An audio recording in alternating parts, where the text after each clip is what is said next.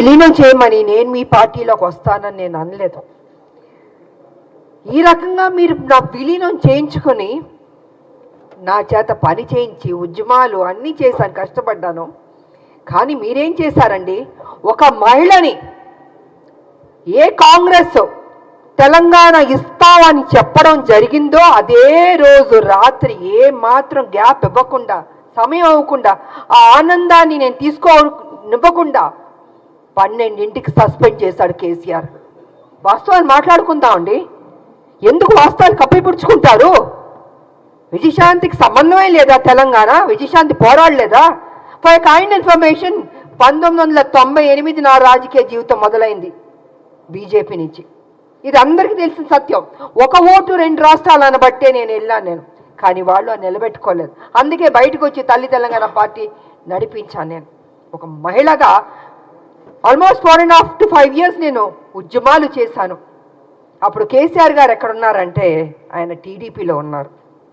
ఆయన టీడీపీలో ఉండి ఆయనకి మంత్రి పదవి ఇవ్వలేదు కాబట్టి అప్పుడు బయటకు వచ్చి ఆయన ఉద్యమం ఎత్తుకున్నారు. అప్పటికే నేను ఉద్యమం అన్నది స్టార్ట్ చేశాను. ఇది తెలుసుకోవాలండి. కొంచెం వెనక్కి వెళ్ళి, బహుశా అందరికీ తెలుసు కానీ తెలియనట్టు నటిస్తుంటారు. అంటే ఒక బురద జల్లడం కేసీఆర్ ఒక్కడే కాదండి, ఆయన సొత్తు కాదు తెలంగాణ. 1200 మంది చనిపోయారు తెలంగాణలో.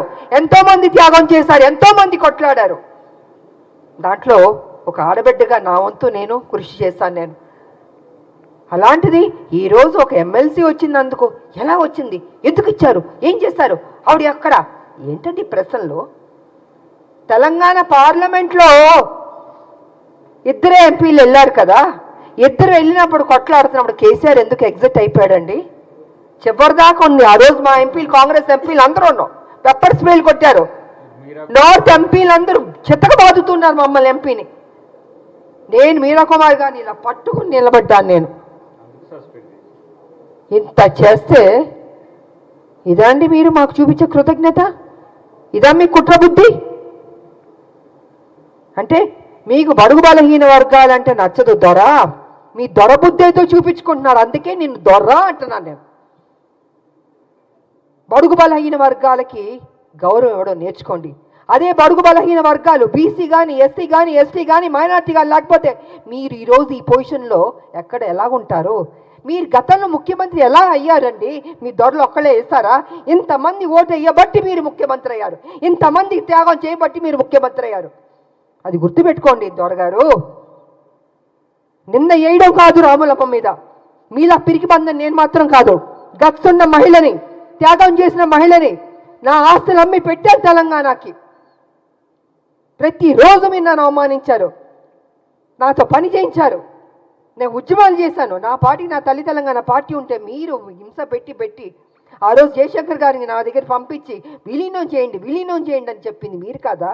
నేను విలీనం చేస్తానన్నానా నేను? సరే, ఇద్దరూ తెలంగాణ కోసం కొట్లాడుతున్నప్పుడు వేరువేరుగా వెళ్ళకూడదని ఒక దీంతో పెద్ద మనసుతోటి నా పార్టీని నేను విలీనం చేయడం జరిగింది. అంతేగాని వేరే ఏదో ఆలోచనతో మాత్రం కాదు. ఎందుకు చెప్తున్నానంటే అసలు తెలంగాణకి విజయశాంతికి సంబంధమే లేదన్నట్టు మాట్లాడుతుంటే చాలా అసహ్యంగా కూడా ఉందండి. ఒక ఆడబిడ్డని మెచ్చుకోవడం నేర్చుకోండి. మీకు మెచ్చుకోవడం మనసు రాకపోతే నోరు మూసుకొని కూర్చోండి.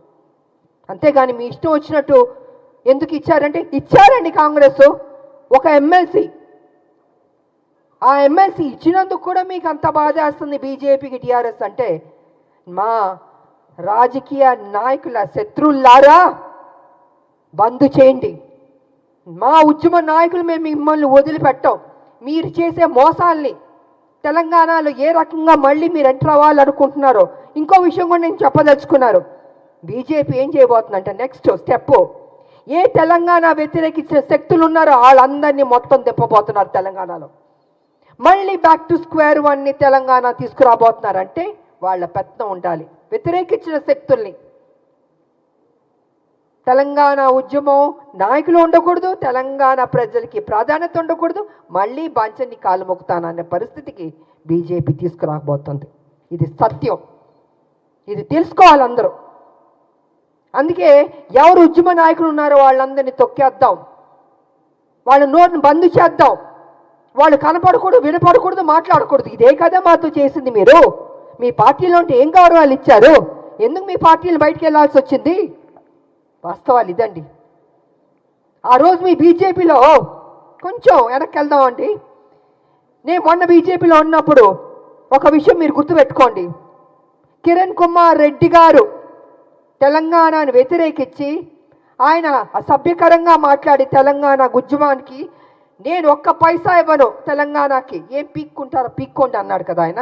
అలాంటి ఆయన్ని, తెలంగాణకు వ్యతిరేక ఉన్న మనిషిని మొన్న బీజేపీలోకి ఎంటర్ అవుతే నాకు నిజంగా ఉండబుద్ధి అవ్వలేదు. ఆ స్టేజ్ మీద నేను వాకౌట్ అయిపోయి వెళ్ళిపోయాను. నేను ఎవరంటే కిషన్ రెడ్డి గారి ఫ్రెండ్ ఆయన. ఆ రోజు నుంచి బీజేపీకి నా మీద ఒక కక్ష. అంటే వాళ్ళ మనుషుల్ని తెలంగాణ వ్యతిరేక శక్తి వస్తే అక్కడ నేను బయటికి వెళ్ళిపోతున్నానంటే చూపించుకోకూడదు. ఎందుకు చూపించుకోకూడదండి? తెలంగాణని అవమానపరిచి తెలంగాణకి మేలు చేయని